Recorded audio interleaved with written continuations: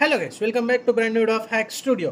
ఈ వీడియోలో మనం సీసీటీవీ హ్యాకింగ్ అంటే అందరు క్యూరియస్గా ఉంటారు. బట్ ఇది ప్రాక్టికల్గా నిజమా అబద్ధమా, హ్యాకర్స్ అందరూ మనల్ని ఫూల్ చేస్తున్నారా అనే ఒక థాట్లో అయితే ఉంటారు. కానీ ఈ వీడియోలో మనం ప్రాక్టికల్గా చేసి చూపిస్తున్నాం ఇది ఎంతవరకు నిజం, ఎంతవరకు మిత్ అని. అండ్ ఈ వీడియో ఇంకా మీరు చూస్తున్న లైక్ చేయకపోతే లైక్ చేసుకోండి, సబ్స్క్రైబ్ కూడా చేసుకోండి.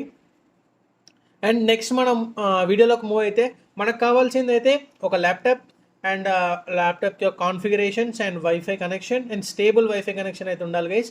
అండ్ దీనికోసం అయితే మనం యూజ్ చేయబోయే ఓఎస్ వచ్చేసి అయితే కాలీ లైనక్స్. అండ్ మనం యూజ్ చేయబోయే టూల్స్ వచ్చేసి అయితే ఏం లేదు గైస్, బేసిక్ నెట్వర్క్ టూల్స్ అయితే మనం యూజ్ చేయబోతున్నాం. లైక్ ఎన్మ్యాప్ కావచ్చు, లేకుంటే నెట్కేట్ కావచ్చు, ఇలాంటి టూల్స్ అయితే మనం యూజ్ చేయబోతున్నాం గైస్. అండ్ ఇందులో మనం చూసుకుంటే మనకు కావాల్సింది, మనం ఫస్ట్ ఒక టార్గెట్ని ఫిక్స్ చేసుకోవాలి గైస్. లైక్ ఇప్పుడు మనం హ్యాక్ చేయాలనుకునే ఒక సీసీ క్యామ్ని మనమైతే ఫిక్స్ చేసుకోవాలి.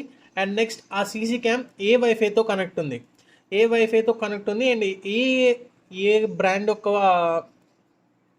సీసీటీవీ యూజ్ చేస్తున్నారని అయితే మనం తెలుసుకోవాలి ఫస్ట్ అయితే.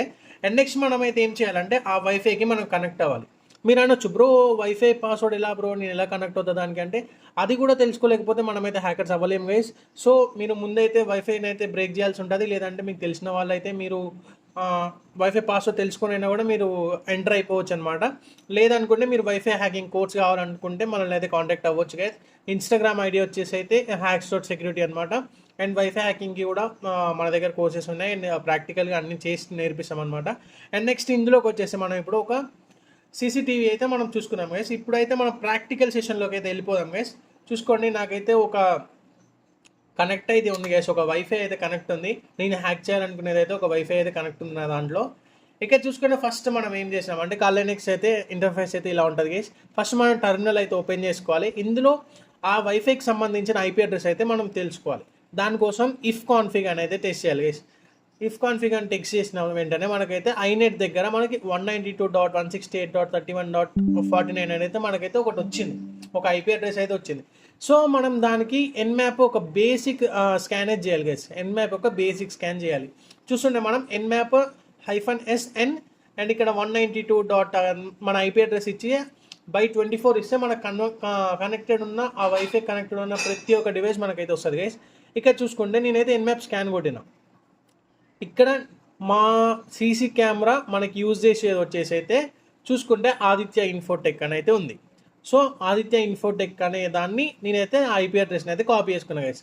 నెక్స్ట్ నేను ఆ ఐపీ అడ్రస్ని పోర్ట్ స్కాన్ చేస్తాను. ఇప్పుడు ఐపీ అడ్రస్ని పోర్ట్ స్కాన్ చేసినప్పుడు మనకి అవి ఓపెన్ ఉన్నాయా, ఆ పోర్ట్స్ ఓపెన్ ఉన్నాయా లేవా అని.